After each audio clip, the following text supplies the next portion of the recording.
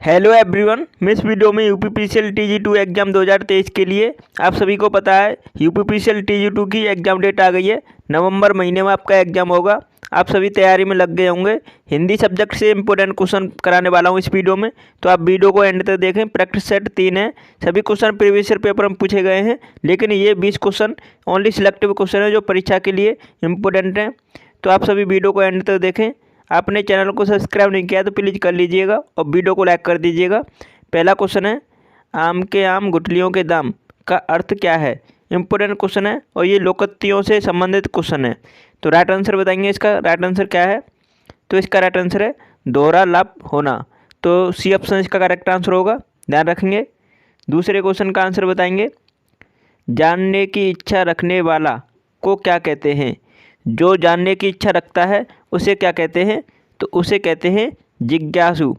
तो right answer इस question का बी ऑप्शन हो जाता है। अब नेक्स्ट क्वेश्चन देख लेते हैं। तीसरा क्वेश्चन है। तीसरे क्वेश्चन का आंसर बताएंगे सभी। अंगूठा का नग होना का अर्थ क्या है। तो इस मुहावरे का अर्थ बताएंगे। अंगूठा का नग होना का अर्थ बताएं क्या होगा। तो पहला ऑप्शन है बहुत सुंदर होना। दूसरा ऑप्शन दे रखा है छुपा हुआ। सी ऑप्शन दे रखा है बहुत प्रिय। और डी ऑप्शन दे रखा है अनुरूप जोड़ा होना। तो राइट आंसर क्या है इसका? अनुरूप जोड़ा होना। तो करेक्ट आंसर डी ऑप्शन हो जाता है इस क्वेश्चन का। चौथे क्वेश्चन का आंसर बताएंगे, अंधकार का पर्यायवाची शब्द क्या है। तो अंधकार का पर्यायवाची शब्द बताएंगे सभी क्या है। तो पहला ऑप्शन दे रखा है पंख। बी ऑप्शन दे रखा है आतंक। सी ऑप्शन दे रखा है तिमिर। और डी ऑप्शन दे रखा है गन। तो इस क्वेश्चन का राइट आंसर क्या है? तिमिर। तो सी ऑप्शन इसका करेक्ट आंसर है, ध्यान रखेंगे सभी। अब नेक्स्ट क्वेश्चन का आंसर बताएं। पांचवा क्वेश्चन है, जल्दी से आंसर बताएंगे इस क्वेश्चन का। कौन सा शब्द स्त्रीलिंग है। तो आपको इनमें से स्त्रीलिंग शब्द को बताना है कौन सा है। ए ऑप्शन दे रखा है सहारा। बी ऑप्शन दे रखा है सूचीपत्र। सी ऑप्शन दे रखा है सियार। और डी ऑप्शन दे रखा है परसद। तो राइट आंसर क्या करेंगे आप? परसद। तो स्त्रीलिंग शब्द कौन सा है? परसद। करेक्ट आंसर है डी ऑप्शन। मैंने आपको प्रैक्टिस सेट 2 में ट्रांसफार्मर से इम्पोर्टेंट क्वेश्चन कराए थे। आप सभी ने इसका लिंक आपने ये वीडियो नहीं देखी है, इसका लिंक आपको मैंने इसी वीडियो के डिस्क्रिप्शन में दे दिया है। आप ज़रूर देख लीजिएगा एग्जाम से पहले।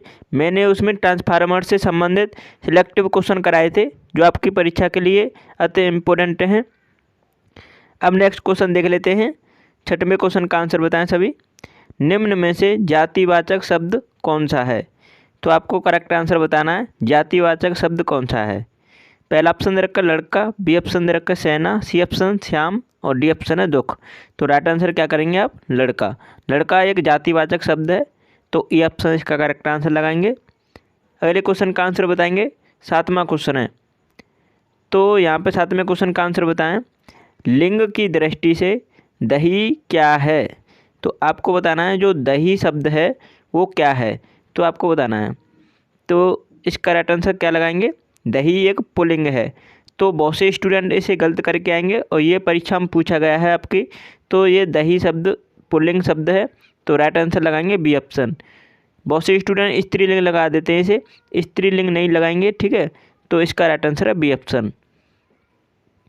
आठवें क्वेश्चन का आंसर बताएंगे। करेक्ट आंसर बताओ आठवें शब्द का। आठवें क्वेश्चन का आंसर बताएंगे, मानव शब्द से विशेषण कौन सा बनेगा। तो मानव शब्द से विशेषण कौन सा बनेगा, 4 ऑप्शन से बताओ। तो पहला ऑप्शन दे रखा है मनुष्य। बी ऑप्शन दे रखा है मानवीकरण। सी ऑप्शन दे रखा है मानवता। और डी ऑप्शन दे रखा है मानवीय। तो राइट आंसर क्या होगा इसका? मानवीय। तो करेक्ट आंसर लगाएंगे आप सभी डी ऑप्शन। ध्यान रखेंगे विशेषण कौन सा बनेगा? मानवीय, मानव शब्द से। अब नेक्स्ट क्वेश्चन का आंसर बताएंगे। 9वां क्वेश्चन है, जल्दी से आंसर बताओ। इनमें से अपादान कारक की विभक्ति क्या है। तो अपादान कारक की विभक्ति आप बताएंगे सभी। कमेंट में आंसर दो इस क्वेश्चन का। तो आप सभी जानते हैं कारक मतलब इनमें से अपादान कारक कौन सा है। तो अपादान कारक की विभक्ति होती है से। तो राइट आंसर है इस क्वेश्चन का सी ऑप्शन। से का मतलब यह है, अपादान कारक क्या मतलब क्या है।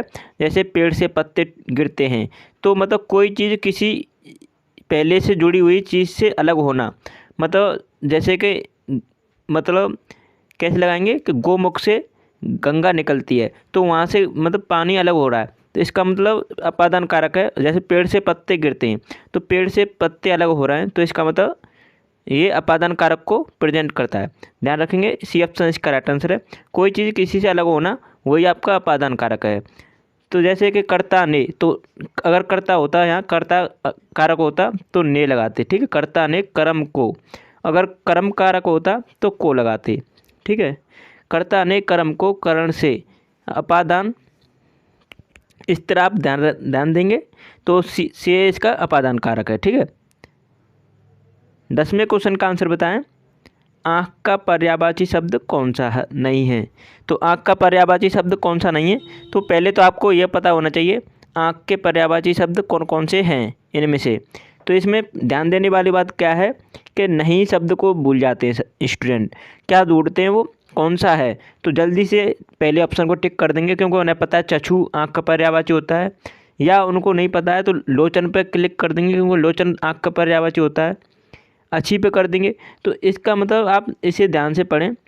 तो इसमें पूछा कौन सा नहीं है, तो 3 ऑप्शन तो ऐसे हैं जो आँख के पर्यायवाची से संबंधित हैं, एक ऑप्शन ऐसा है जो आँख का पर्यायवाची नहीं है। तो राइट आंसर क्या है? दृष्टि। दृष्टि इस क्वेश्चन का राइट आंसर है। आँख का पर्यायवाची दृष्टि नहीं है, जबकि चक्षु, लोचन, अच्छी, दृग, ठीक है, ये आँख के पर्यायवाची हैं। अब नेक्स्ट क्वेश्चन का आंसर बताएंगे। आँख का पर्यायवाची एक नयन भी होता है। 11वें क्वेश्चन का आंसर बताएं सभी, क्या होगा? जो आँखों के सामने ना हो उसके लिए एक शब्द क्या होगा? तो जो आँखों के सामने ना हो उसके लिए एक शब्द क्या होता है? उसे कहते हैं परोक्ष। तो राइट आंसर क्या है? डी ऑप्शन इस क्वेश्चन का। ध्यान रखेंगे, डी ऑप्शन इसका राइट आंसर है। अब नेक्स्ट क्वेश्चन का आंसर बताएंगे। 12वां क्वेश्चन है, जल्दी से आंसर बताएं। गागर में सागर भरना मुहावरे का अर्थ क्या है? तो इस मुहावरे का अर्थ बताओ। बहुत ही बार क्वेश्चन पूछा गया परीक्षाओं में। तो गागर में सागर भरना मुहावरे का अर्थ होता है थोड़े शब्दों में अधिक कहना। तो इस क्वेश्चन का राइट आंसर लगाएंगे आप सभी, डी ऑप्शन। ध्यान देंगे, इंपॉर्टेंट क्वेश्चन है। अब नेक्स्ट क्वेश्चन का आंसर बताएंगे। 13वां क्वेश्चन है, जल्दी से आंसर करो कॉमेंट में। नीरस का विलोम शब्द क्या है? तो नीरस का विलोम शब्द बताओ सभी, क्या है? तो नीरस का विलोम होता है सरस। इस क्वेश्चन का आंसर लगाएंगे आप सभी, बी ऑप्शन इसका राइट आंसर है। नेक्स्ट क्वेश्चन देख लेते हैं। 14 क्वेश्चन का आंसर बताएंगे। श्वासत का विलोम शब्द क्या है? तो श्वासत का विलोम शब्द बताएं सभी, क्या होगा? तो श्वासत का विलोम शब्द होता है नस्वर। तो इस क्वेश्चन का राइट आंसर है डी ऑप्शन। इंपॉर्टेंट क्वेश्चन है। 15वें क्वेश्चन का आंसर बताएं। आप सभी ने हमारा चैनल सब्सक्राइब नहीं किया है तो प्लीज़ कर लेना, और वीडियो को लाइक कर देना, और बेल आइकन को प्रेस जरूर कर लेना, जिससे कोई भी वीडियो आती है यूपीपीसीएल TG2 से संबंधित तो आपको नोटिफिकेशन मिल सके। 15वें क्वेश्चन का आंसर बताएं। निम्नलिखित में से तत्सम शब्द का चयन कीजिए। तो आपको बताना तत्सम शब्द इनमें से कौन सा है। 4 ऑप्शन आपको दिखाई दे रहे हैं। पहला ऑप्शन है बारात, बी ऑप्शन है वर्षा, सी ऑप्शन है हाथी, और डी ऑप्शन है आंसू। तो तत्सम शब्द कौन सा है? वर्षा। तो बी ऑप्शन इसका राइट आंसर है। ध्यान रखेंगे, बी ऑप्शन इसका करेक्ट आंसर हो जाता है। अब नेक्स्ट क्वेश्चन का आंसर बताएं। 16वां क्वेश्चन है, जल्दी से इस क्वेश्चन का आंसर दें। दिए गए शब्द के समानार्थी शब्द का चयन करें। तो आपको बताना है बाण का समानार्थी शब्द। तो बाण का समानार्थी शब्द सभी बताएंगे, क्या होगा? तो पहला ऑप्शन दे रखा है तनय, दूसरा ऑप्शन दे रखा है अगम, सी ऑप्शन है नाराज, और डी मतलब चौथा ऑप्शन है दहन। तो इसका राइट आंसर क्या लगाएंगे? नाराज। नाराज ये बाण का समानार्थी शब्द है। तो तीसरा ऑप्शन इसका करेक्ट आंसर है। अब नेक्स्ट क्वेश्चन का आंसर बताओ सभी। 17वां क्वेश्चन है, जल्दी से आंसर बताएंगे 17वें क्वेश्चन का। सभी आंसर दें 17वें क्वेश्चन का, क्या होगा? दिए गए शब्द का विलोम चुनें। तो अथ का विलोम क्या होगा? अथ का विलोम होता है इत। इम्पोर्टेंट क्वेश्चन मार्क कर लीजिएगा इसे, क्योंकि ये परीक्षाओं में पूछा जाता है। जिस भी परीक्षा में हिंदी सब्जेक्ट से क्वेश्चन पूछे जाते हैं तो उसमें ये क्वेश्चन इम्पोर्टेंट होता है। इत इसका पर्यायवाची है, विलोम है। अथ का विलोम क्या है? इत। अब नेक्स्ट क्वेश्चन का आंसर बताएंगे। 18वां क्वेश्चन है। इस क्वेश्चन का जल्दी से आंसर दें। निम्नलिखित में से शुद्ध वर्तनी वाला शब्द कौन सा है? तो आपको घनिष्ठ बताना है। और घनिष्ठ किस तरह लिखा जाएगा? तो घनिष्ठ इस तरह लिखा जाता है, घनिष्ठ। ठीक है, तो किस ऑप्शन में दिख रहा है आपको? घनिष्ठ। ठीक है, तो करेक्ट आंसर है इस क्वेश्चन का फोर्थ ऑप्शन। ध्यान देंगे, टमाटर नहीं आएगा, तो इसमें फोर्थ ऑप्शन से करेक्ट आंसर है घनिष्ठ। अब 19वें क्वेश्चन का आंसर बताएंगे। 19वें क्वेश्चन का आंसर बताएं सभी, क्या होगा? कृपण का विलोम शब्द होगा। तो कृपण का विलोम शब्द बताना है, इंपॉर्टेंट क्वेश्चन है। तो कृपण का विलोम होता है दाता। तो करेक्ट आंसर है इस क्वेश्चन का फोर्थ ऑप्शन। अब नेक्स्ट क्वेश्चन का आंसर बताएं सभी। 20वां क्वेश्चन है, जल्दी से आंसर देंगे इस क्वेश्चन का। निम्नलिखित में से शुद्ध वर्तनी वाला शब्द कौन सा है? तो शुद्ध वर्तनी वाला शब्द बताना है आपको। तो आपको देखना है परीक्षण। परीक्षण किस में सही तरह से लिखा है? तो परीक्षण लिखा जाता है इस तरह। तो किस ऑप्शन में दिख रहा है आपको परीक्षण? करेक्ट आंसर है पहला ऑप्शन। तो राइट आंसर फर्स्ट ऑप्शन हो जाता है इस क्वेश्चन का।